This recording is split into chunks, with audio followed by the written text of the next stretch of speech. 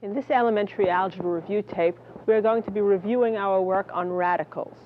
Now this is just a review tape, and we're just going to be going over examples. If you find that the material is being presented a little too quickly for you, then we suggest that you go back to the original videotape lessons on radicals. Okay, and if you view those, it'll probably explain your difficulties.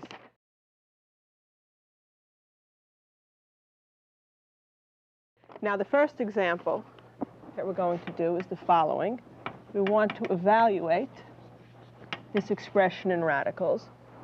The square root of 49 minus the square root of 36 minus the square root of 9 plus 16. All right. Now some people, when they first become aware of the fact that 49 has two square roots, plus 7 and minus 7, feel that there should be some ambiguity here. They don't know if they should put down a plus 7 or a minus 7. There is no ambiguity. If you see just the radical, that means the positive square root. If the negative square root is called for, it will be specified explicitly. It'll be minus the square root of 49. But this means the same as the positive square root of 49. So it's plus 7. Take away now the positive square root of 36, that's 6. Take away. Now what you do here is you add the 9 and the 16 together to get 25, and the square root of 25 is 5, giving you a final answer. 7 minus 6, that's 1, minus 5, or minus 4. Now a word of caution over here. Some people feel that they should be able to take the square root of the 9 and the square root of the 16 and add those together. This is not true. The square root of 9 plus 16 is not equal to the square root of 9 plus the square root of 16. We've already seen that the square root of 9 plus 16 is the square root of 25, or 5, whereas the square root of 9 is 3, the square root of 16 is 4, and this would give you 7. So naturally, you do not get the same answer. This is correct, and this is incorrect. You do not break it up. Now, the reason people feel that you can break it up is because they mistake the properties of radicals that we have with other properties that they would sort of like to have. Let's assume that a and b are non-negative real numbers. It is true that the square root of a product, a times b, is the square root of a times the square root of b. A and b, non-negative real numbers. It is also true that the quotient, the square root of a quotient, square root of a over b, is equal to the square root of a over the square root of b, assuming b is not 0. But it is not true. You can do this for multiplication and division, but it is not true for addition and subtraction. So the square root of a plus b is not the square root of a plus the square root of b, nor would it be true for subtraction. Okay, you can break it up for multiplication or division, but not addition or subtraction. So if you have the square root of 9 plus 16, you first have to add them together to get 25, and then take the square root of that. Okay. For our next example,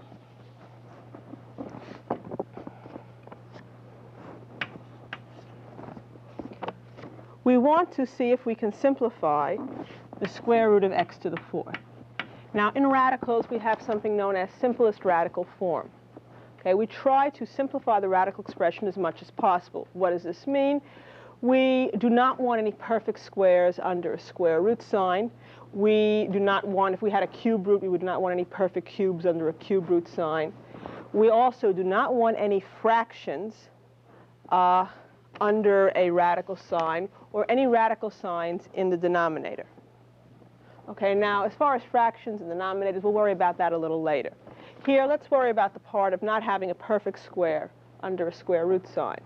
The square root of x to the 4th can be simplified. We can write this as x squared, since x squared times x squared is x to the 4th. The square root of x to the 4th is x squared, since x squared times x squared is x to the 4th. Okay, what about the square root of x to the 5th? Can we simplify this radical expression? Well, the first thing that we have to notice is that for a power to be a perfect square, the exponent has to be even. Okay, so we can't simply do something like we did over there. What we can do, however, is to break this up into a perfect square part and something else which is left over. That is, we can rewrite x to the 5th as x to the 4th times x. We will assume in this videotape that all of the variables are non-negative, so we shouldn't run into any difficulties. We break this x to the 5th up into a perfect square portion times whatever's left over, in this case just x. Then we make use of the fact that the square root of a times b is the square root of a times the square root of b, the square root of x to the 4th. Now this is a perfect square under a square root sign, and we've seen already that's x squared times the square root of x.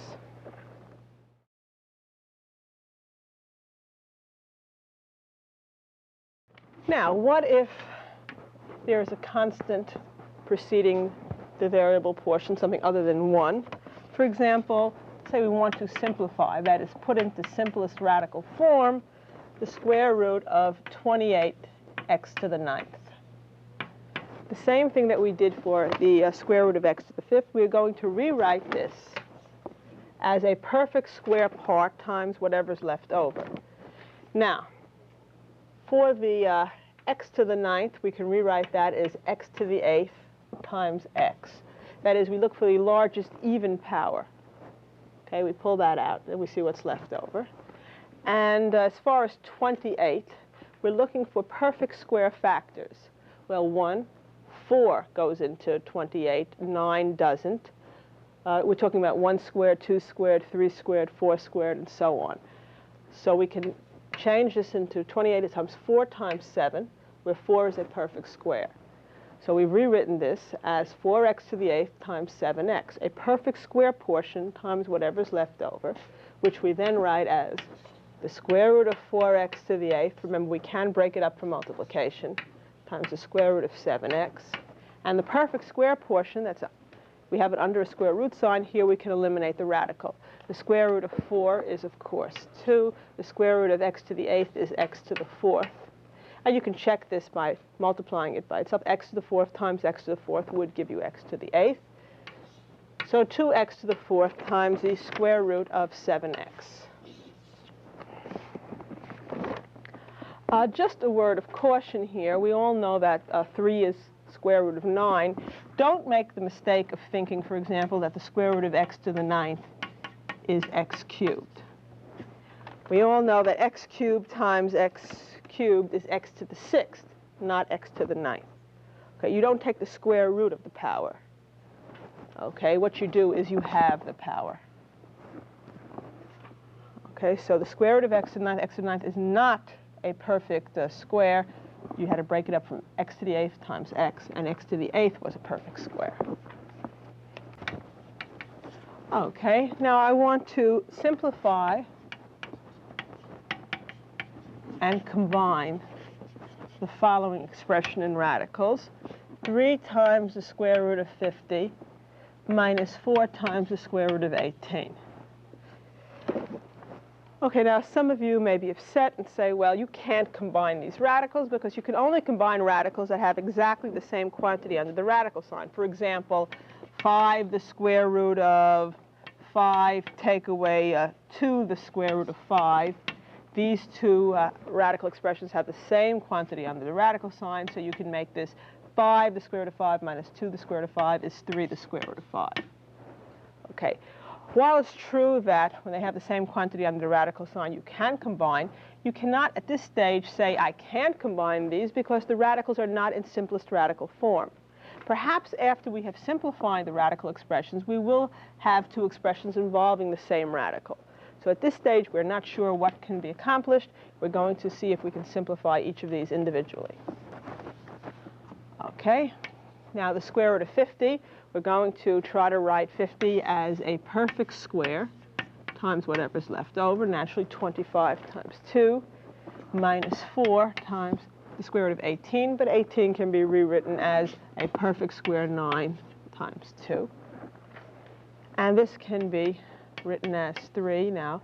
The square root of 25 times the square root of 2 minus 4 times the square root of 9 times the square root of 2. The square root of 25 is 5. 3 times 5, the square root of 2, minus 4 times 3, the square root of 2. 15, the square root of 2, minus 12, the square root of 2, and this gives us 3, the square root of 2, as an answer.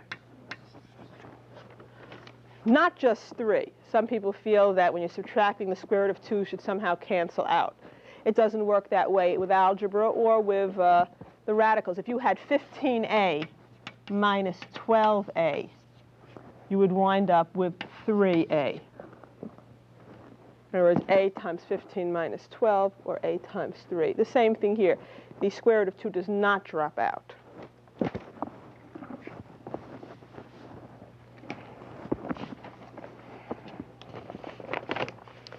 Okay, now let's try a simplifying a combining problem where there are variables as well as constants present under the radical sign. Simplify and combine. The square root of 24 x to the 6th y cubed minus xy, the square root of 6 x to the 4th y.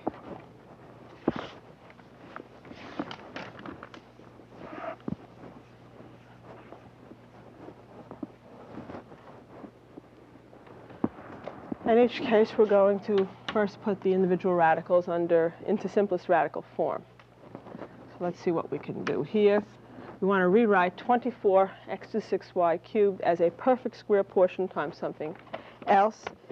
Now, as far as the constant goes, the largest perfect square factor present in 24 is 4. X to the 6th is a perfect square because it's an even power. Y cubed is not. The best we could do is to pull out a y squared.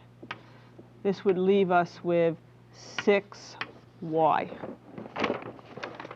There's 24 x to the 6th y cubed, and this is the perfect square portion, minus xy, the square root of 6x to the 4th y.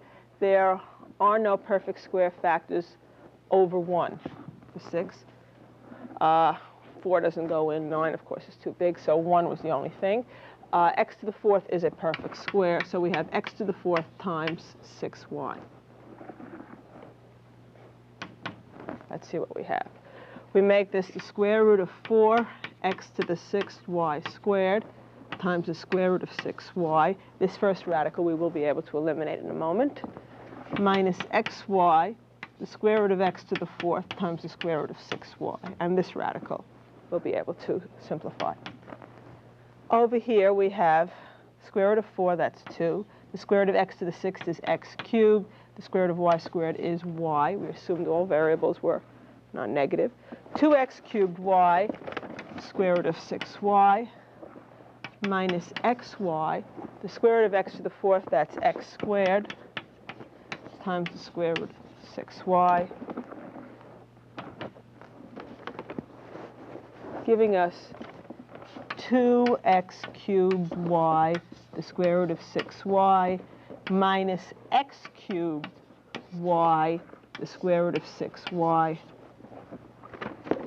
2x cubed y, the square root of 6y, minus x cubed y, the square root of 6y. Notice that the variable portions are exactly the same under the radical, so we can simplify 2 of this quantity minus 1 of this quantity, leaving us with 1 of it. That is x1 x cubed y, the square root of 6y.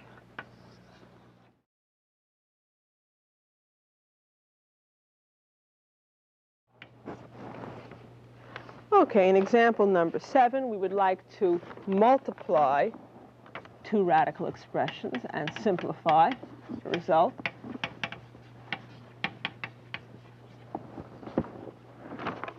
And we have 2 the square root of 3 minus the square root of 2 times 4 the square root of 3 minus 3 the square root of 2.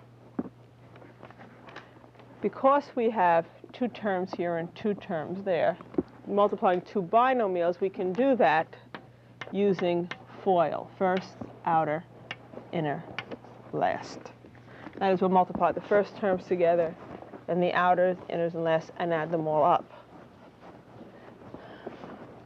This is the same as, repeated use of the distributive law.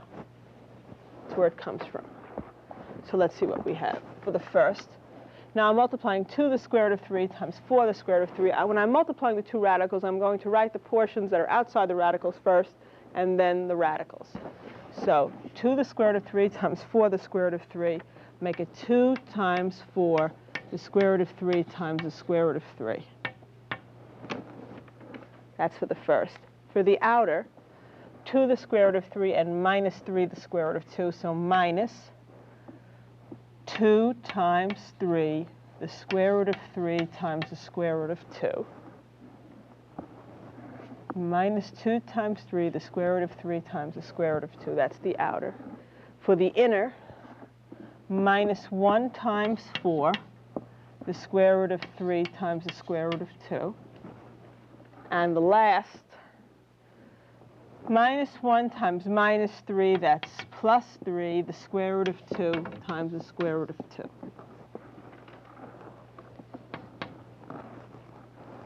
Two times 4, that's 8. The square root of 3 times the square root of 3. You could either think of it as the square root of 9, which is 3, or realize that the square root of a times the square root of a is just going to be a. We have a non-negative number here. The square root of a times the square root of a, you could think of it as the square root of a squared, which is a, or just realize that when you multiply a square root times itself, it squares out, you just get what's under the radical. So over here we get 3.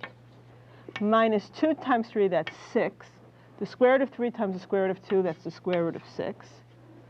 Minus 4 times the square root of 6, square root of 3 times the square root of 2, plus 3 times the square root of 2 times the square root of 2 is just 2. The square root of 4, which is 2.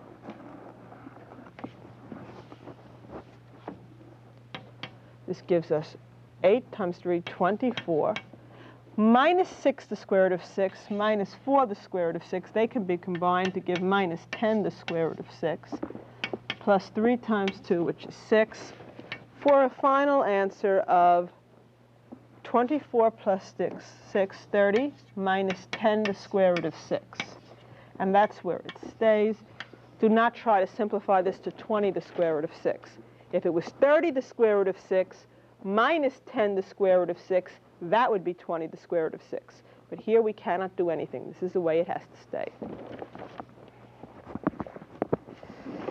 Okay. In our next example, something similar, we want to multiply and simplify the square root of x minus the square root of 5 squared. Okay, one thing we cannot do is distribute the square. If you have, for example, a minus b squared, that is not a squared minus b squared. This is, of course, a squared minus 2ab plus b squared. In other words, you have to multiply a minus b times itself using FOIL, a squared minus 2ab plus b squared. You can't distribute the square here, and you can't do it here either. The only choice is to actually perform the indicated multiplication. This squaring means this times itself. So it becomes very similar to the preceding problem. We're going to do this by FOIL. For the first, we have the square root of x times the square root of x. For the outer, minus the square root of 5 times the square root of x. For the inner, minus the square root of 5 times the square root of x. And for the last, minus the square root of 5 times minus the square root of 5, that's plus the square root of 5 times the square root of 5.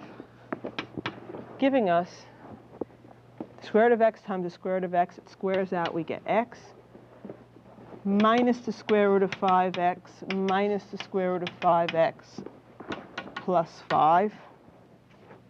for a final answer of x, these two can be combined, minus the square root of 5x minus the square root of 5x, so minus 2 the square root of 5x plus 5. Okay, earlier in the videotape, I was talking about simplest radical form, and I said that part of it means that there shouldn't be any perfect squares under the square root sign. And we've seen a few examples with that type. Something else it involves having no square roots in the denominator. No square roots in the denominator, no fractions under a square root sign. And we should spend some time discussing how to eliminate square roots that occur in denominators. What we do in such a case is to rationalize the denominator. And that's what I'd like you to do in this example. Rationalize the denominator.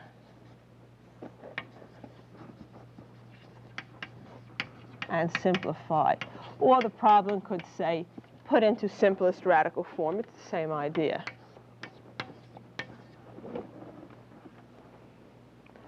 Okay, the question is, what do we do in such an instance?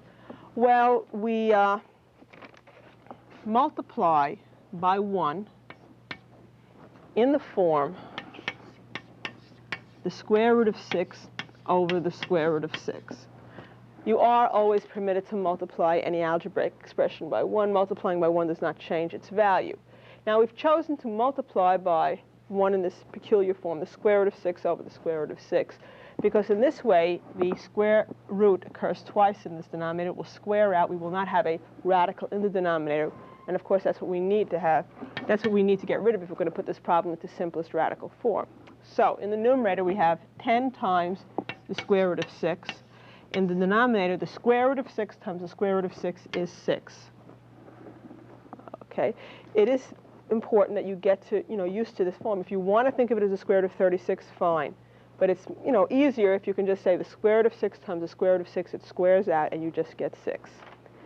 Now, what can we do as far as simplifying here? We do have a common factor in the numerator and denominator. We can divide top and bottom by 2.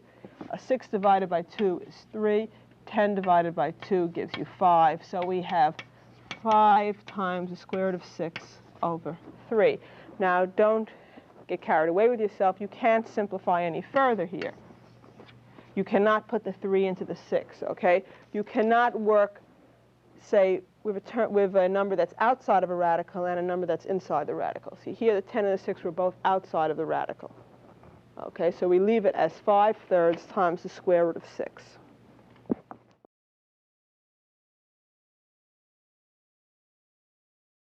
Now that was a fairly simple example, since there was only one term in the denominator, and that was precisely what we had to multiply the denominator by in order to have it square out, and we had to multiply the numerator by that quantity as well. Now what if we want to rationalize the denominator and there's more than one term in the denominator? Rationalize the denominator and simplify. And here is the example. 8 over 3 minus the square root of 7. Okay, now simply multiplying numerator and denominator by the square root of 7 won't help us here, because the square root of 7 would have to be distributed, and when you multiply the 3 times the square root of 7, you still have a radical in the denominator, although the square root of 7 times the square root of 7, of course, will square out. So the question is, how can we completely eliminate the denominator, the radical in the denominator? Now, what we have to do is multiply by the conjugate. If you remember, in class you learned that a minus b times a plus b is a squared minus b squared. You can check this using FOIL. A squared plus ab minus b squared. Similarly, a plus b times a minus b. Okay, now what I am getting at is here I want to think of this as a minus b. Then what I do is I multiply numerator and denominator by a plus b. If this had a plus originally, if this were a plus b, then I would multiply numerator and denominator by a minus b. The whole idea is to multiply by the conjugate, in sort of like the opposite in this sense, so that the result will give me a squared minus b squared in the denominator. That is, the denominator will no longer have the radical. Let's see what happens here. The numerator, of course, is going to be 8 times 3 plus the square root of 7. In the denominator, however, we have a minus b times a plus b, a squared minus b squared. That is 3 squared, which is 9, minus b squared, the square root of 7 squared, which is 7.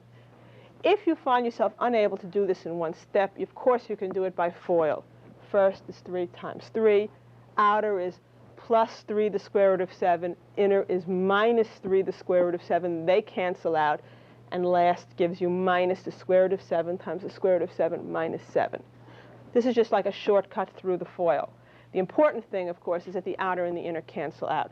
We have multiplied by something so that the outer and inner cancel out. All we get is the first squared minus the last squared, 9 minus 7, which is just 2.